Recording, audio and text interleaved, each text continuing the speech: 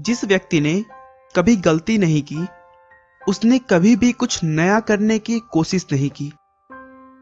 ऐसा कहना है विश्व के सुप्रसिद्ध वैज्ञानिक और भौतिक शास्त्री एल्बर्ट आइंस्टाइन का, जिन्होंने हमारे युग को इतना विकसित और डिजिटल बनाने में बहुत ही महत्वपूर्ण भूमिका निभाई है।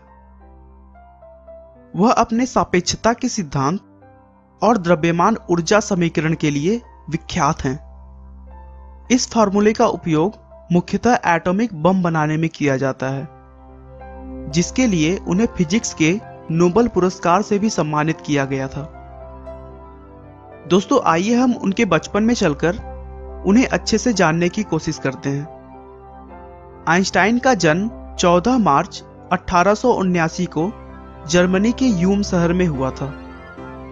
उनके पिता का नाम हर्मन आइंस्टाइन था, जो कि एक इंजीनियर और सेल्समैन थे। जब आइंस्टाइन पैदा हुए थे, उस समय उनका सर उनके शरीर के हिसाब से काफी बड़ा था। शुरू से ही वह अन्य छोटे बच्चों से अलग थे। वह छोटे बच्चों की तरह बिल्कुल भी शरारतें नहीं किया करते और एकदम शांत तरीके से रहते थे।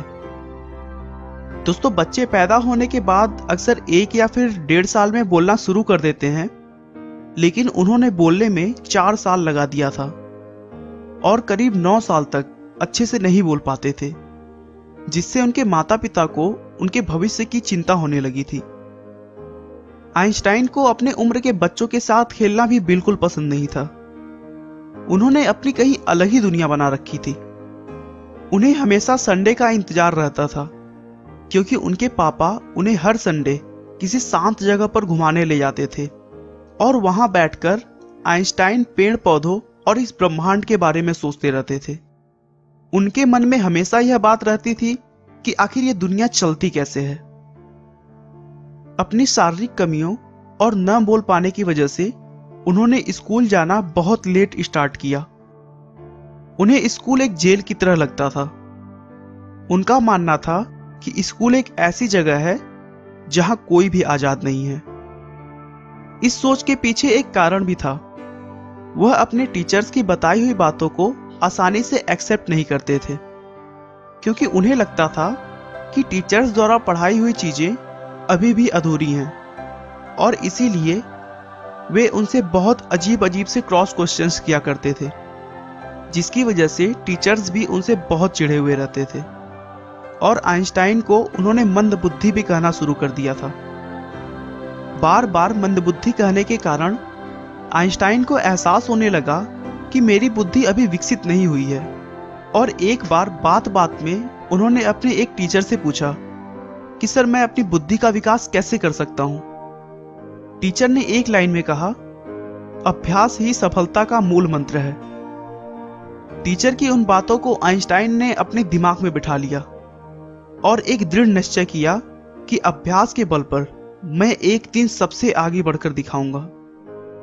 उसके बाद से तो मानो उनकी जिंदगी बदल गई और अपने कठिन परिश्रम और अभ्यास की मदद से उन्होंने मैथ और फिजिक्स में महारत हासिल कर लिया,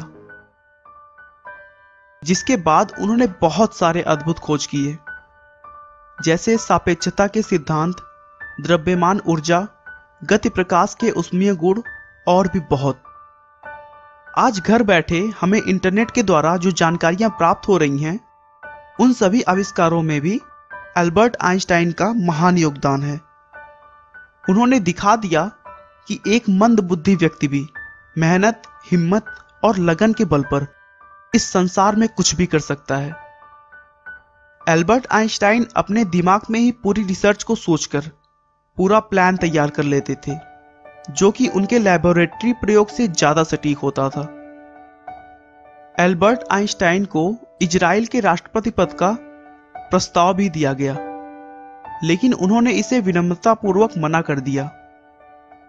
अमेरिकी सरकार आइंस्टाइन के टैलेंट से इतना डर गई थी कि उनके पीछे अपना जासूस लगाकर रखी थी, ताकि उनके रिसर्च का कोई गलत प्रयोग ना हो सके जो कि देश के लिए हानिकारक हो। यहां तक कि एक पैथोलॉजिस्ट ने आइंस्टाइन के 100 परीक्षण के दौरान उनका दिमाग चुरा लिया था, ताकि वह उनके बुद्धिजीवी होने का पता लगा सके। आइंस्टाइन ने मानवता की भलाई और मनुष्य का जीवन अधिक सफल बनाने के लिए अपना पूरा जीवन समर्पित कर दिया और 18 अप्रैल 1955 को 76 वर्ष की उम्र में उन्होंने इस दुनिया को अलविदा कहा। आपका बहुमूल्य समय देने के लिए बहुत बहुत धन्यवाद। तो इस वीडियो को आप शेयर करिए फेसबुक पर, इस वीडियो को शेयर करिए अपने व्हाट्सएप पर, इस वीडियो को शेयर करिए अपने व्हाट्सएप के सारे दोस्तों के ग्रुप में। जहां आप शेयर कर सकते हैं वहां शेयर करिए, जितनी ताकत से शेयर कर सकते हैं उतनी ताकत से शेयर करिए। और अगर आपने चैनल को सब्सक्राइब नहीं किया है तो सब्सक्राइब करके बेल का बटन दबा दीजिए, क्योंकि ऐसे ही वीडियो में लेकर आता रहूंगा और आप में से आपका बेस्ट निकालने में आपकी मदद करते रहूंगा।